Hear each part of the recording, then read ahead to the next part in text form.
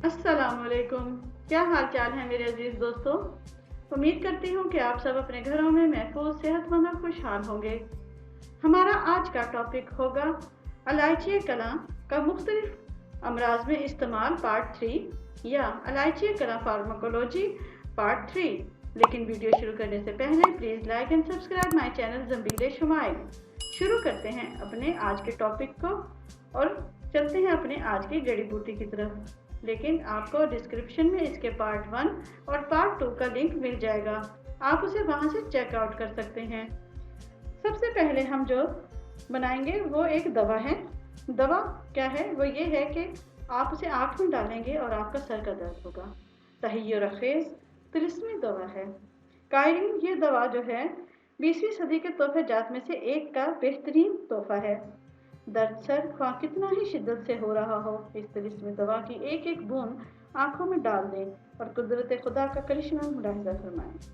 होगा शाफी, दाना इलायची कलां 9 माशा, फटकड़ी 2 माशा, गुलमंडी 9 माशा।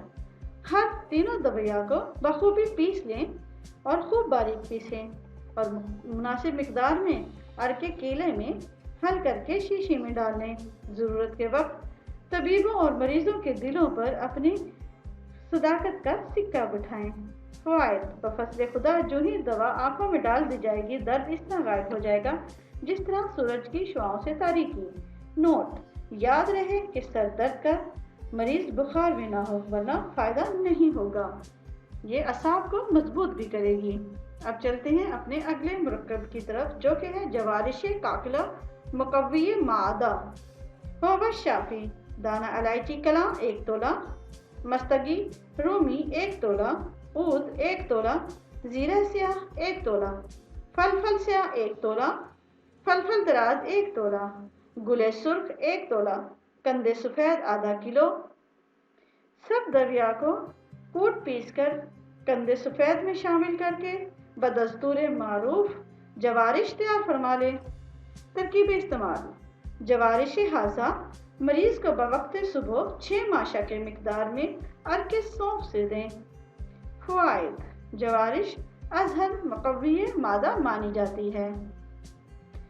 आगे चलते हैं सफूफ़े काकलाए कबाइल।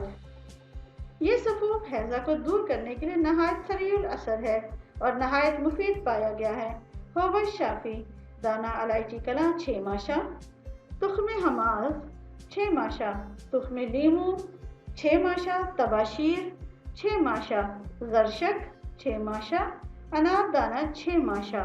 सब अदविया को कूट कर पीस कर बारूफ़े मारूफ एक सफूफ की हालत में ले आएँ।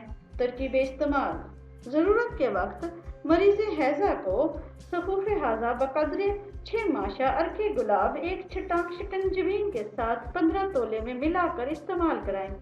फ़वाइद, इंशाअल्लाह हैज़ा का खातिर खां इलाज होगा और हैज़ा दूर भी होगा।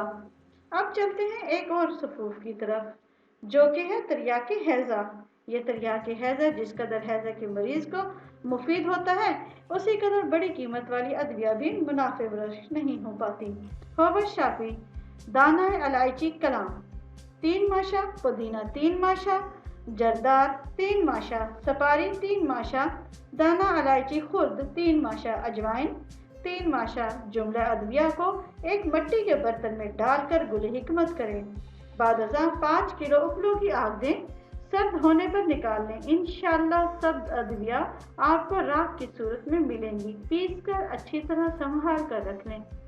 तरकीब इस्तेमाल फ़वाइद: ये तरियाके बहाजा बकदरे 1 माशा हमरा अरके गुलाब 5 तोला मरीज को पिलाएं। बफज़्ल तआला तरियाके हाजा तरियाक ही साबित होगा।